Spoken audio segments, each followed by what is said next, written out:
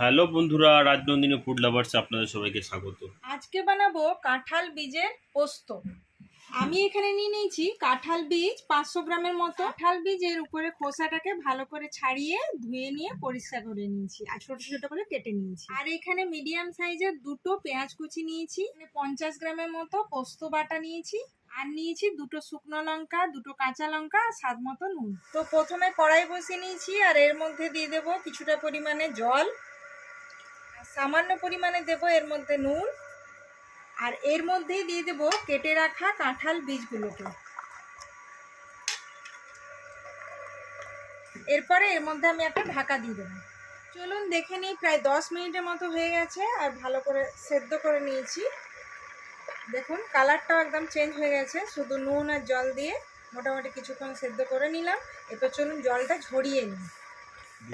কড়াই গরম হয়ে গেছে, এরপরে এর মধ্যে আমি দিয়ে দেব 2 চামচের মতো তেল। তেল গরম হয়ে গেছে, এর মধ্যে দিয়ে দেব শুকনো লঙ্কা। গোটা শুকনো লঙ্কাগুলো একটু নাড়াচাড়া করে নিয়ে ভেজে নেব। দেখুন শুকনো লঙ্কাগুলো লাল লাল করে ভেজে নিয়েছি। এরপরে এই শুকনো লঙ্কাগুলোকে তুলে রাখবো। এই গরম তেলের মধ্যে শুকনো লঙ্কাগুলো ভেজে নিলে খুব সুন্দর একটা গন্ধ বের হয়, ওই জন্য আমি গোটা শুকনো লঙ্কাগুলো ভেজে তুলে নিলাম। আপনারা যারা ঝাল ঝাল পছন্দ করেন অবশ্যই এর মধ্যে চিড়ে আর শুকনো লঙ্কাটাকে ফাটিয়ে ভালো করে ভেজে নেবেন। এরপর চলুন এর মধ্যে দিয়ে দেবো পেঁয়াজ কুচি। পেঁয়াজ কুচিটাকে ভালো করে নাড়াচাড়া করে নেব, একটু হালকা জাস্ট সতে করে নেওয়ার মতো ভাজা করে নেব। দেখুন জাস্ট পেঁয়াজটা হালকা সতে হয়ে গেছে। এরপরে এরই মধ্যে দিয়ে দেব এই সেদ্ধ করা কাঁঠালের বীজগুলোকে।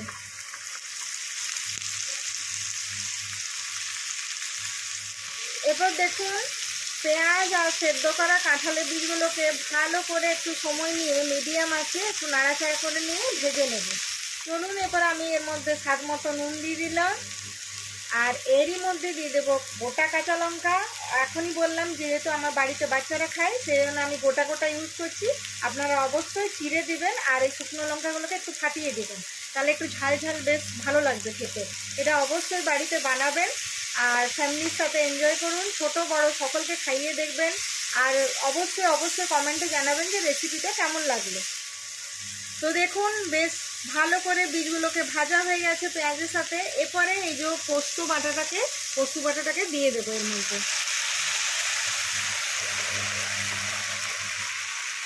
পোস্ত বাটাটাকে দেওয়ার পরে একটু উপর নিচ করে নাড়াচাড়া করে নেব।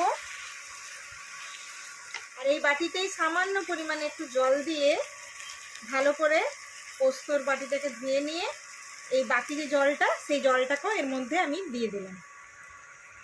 এবার ভালো করে আমি পোস্তটাকে উপর নিচ করে নাড়াচাড়া করে নিলাম।